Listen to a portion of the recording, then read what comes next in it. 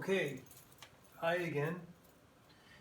Today we're going to quickly go over the homework and we'll do a quick recap of hydrogen bonding and what happens when ionically bonded substances that are solids are put in water. And then tomorrow I'm just going to post on the stream. There's not going to be any video that goes with it, but I will post that this test is going to be due on Thursday. Today is Tuesday. You should have gotten the test in the last packet of materials that came through that included this particular sheet as well. Okay? So I wanted you to try to do this. There was no word bank, so you might have struggled a little bit, but let's see how you did. So when the atoms in a pure metal are bonded to one another, we call it metallic bonding. It's different. It's a contrast from both covalent and ionic bonds. In a metallic bond, the atoms of one element would bond with the atoms of another element. Okay? Metallic bonding only occurs in what we call free metals. So if we look at the periodic table here, we pull that down, as we have done in the past. You know that from here to the ladder, these are all metals. Okay? Along the ladder, anything touching this stairway is a metalloid, with the exception of aluminum and polonium. And then everything to the right of that is a non-metal. The exception is here, hydrogen. Hydrogen is a gas at standard temperature and pressure, and as a result, it is a non-metal. So what are they saying about free metals? Well, groups 1 and group 2 are very reactive. So you'll never see these by themselves. They will always be in some sort of ionic compound. What they're really talking about here is what we call the transition metals, from here to here. Okay? A couple in here. Lead is included. You can find lead by itself. So, free metals are those that are found by themselves. These metallic bonds are attractive forces, and they help bind atoms together. Okay, what kind of characteristics do you have with these? Metals are good conductors. They conduct heat and electricity. And they are malleable. Remember, malleable means that you can pound them into thin sheets. They also have, again, what we call free electrons.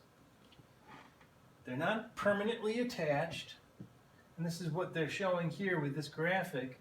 These electrons, although that particular atom of metal contributes that electron can go wherever it's needed.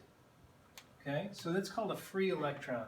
They're not permanently attached, and they can move within a lattice.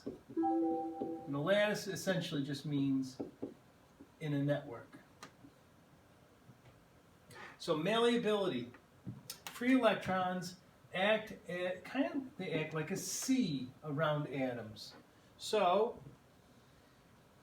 these electrons, as stated before, can go wherever they need to go. All right? So all of these atoms here are really sharing the electrons. So when something is malleable like a metal, I can pound this, and maybe you watch that video. If I pound this, it doesn't matter. It won't become unstable because the electrons can flow down there and then still keep the attraction between the atoms. So, metals are malleable. They also are good conductors of electricity. When they enter from an outside source, so for example, if I have an outlet here and I put a plug in here, and I plug that in with a wire, and I'm drawing electrons from the wall, the electrons are going to flow. And when they flow, they can go wherever is needed. So over here, I've got a lamp, for example, with a light bulb. And when the electrons go into the light bulb, they excite the wire so much that it gives off energy in the form of light, but it's drawing those electrons in from this side. So when these electrons move toward this, they're getting drawn through here, and we don't run out of electrons because I've got electrons here, and electrons are flowing through the metal. Okay, so this is essentially the wire. And it allows the electrons to flow to where they need to go. They push the free electrons out of the substance very easily. Okay? That makes an efficient flow of electrons. They also conduct heat very well. Free electrons can absorb heat and energy from adjacent, that means right next door, atoms and move until it collides with other atoms. So if I'm heating something up here, the electrons here will also get excited, and they can share their energy for to the next set of atoms, etc., etc. So heat will go from here to here very easily in a metal. So examples of things that will metallically bond. Well, we could really say any free metal, so we could just list some. Gold, silver, platinum, copper. You could also put an alloy there. An alloy is a combination of two or more metals. We heat them up, and then they kind of fuse. Okay? And lastly, metallic crystals. When you see this particular graphic, that's really a crystalline lattice, a network showing the metal ions and their electrons around them. These are formed from metallic elements. Crystals can form from ionic substances, but they're also forming from metallic. So metallic crystals are good conductors of electricity. Electricity is metallic because of the conduction of electricity is one of the traits of metals. Okay? So really that's the last little part. Here's the homework. There really are no more notes, but I do want to recap a few things. Just to remind you that if you have a substance that has fluorine, oxygen, or nitrogen, it will have the ability to make attraction between these three atoms and hydrogen, and that's called hydrogen bonding.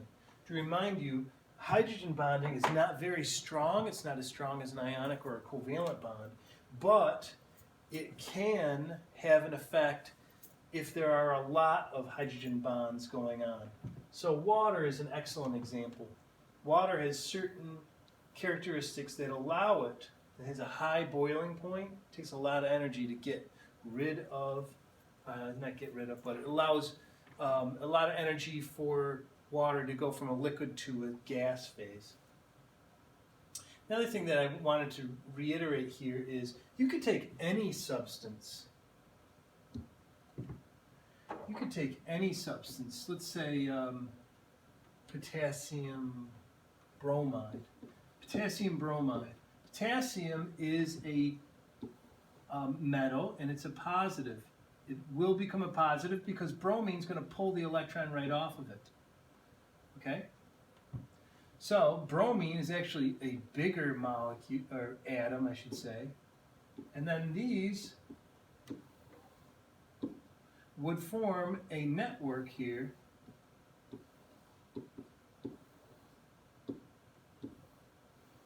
made that one a little bit big. So here are the bromines. I should have made them a different color.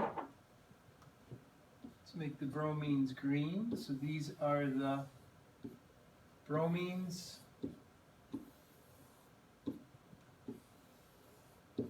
And the bromines are going to be able to get taken away, since they have a negative charge, by the positive end of water. Okay, so this is water. This is the oxygen side. These are two hydrogens. Remember that oxygen is pretty electronegative. Look how close it is to fluorine. Fluorine is the most electronegative. That means it really wants to pull electrons away from other atoms. So because of that, the oxygen pulls the electrons away from the hydrogens, and it makes it partially negative. That means this side is partially positive. So this end of the water can pull the bromine right away and dissolve it very easily. And then it would surround it. The water would surround it. Okay? Same thing would happen with potassium. I've got potassium over here. The water will surround it as well, but in the opposite way. The oxygen end will surround because the oxygen end is slightly negative.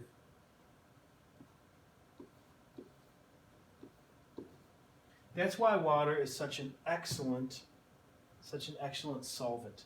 It can dissolve things very easily because it can use its negative end to grab positive things and its positive end to grab negative things. Okay?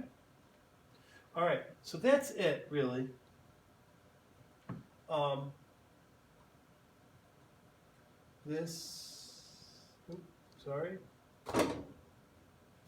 The test I'm going to have due on Thursday.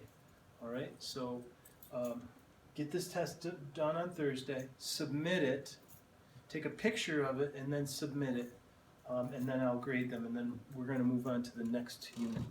Okay? Have a good day.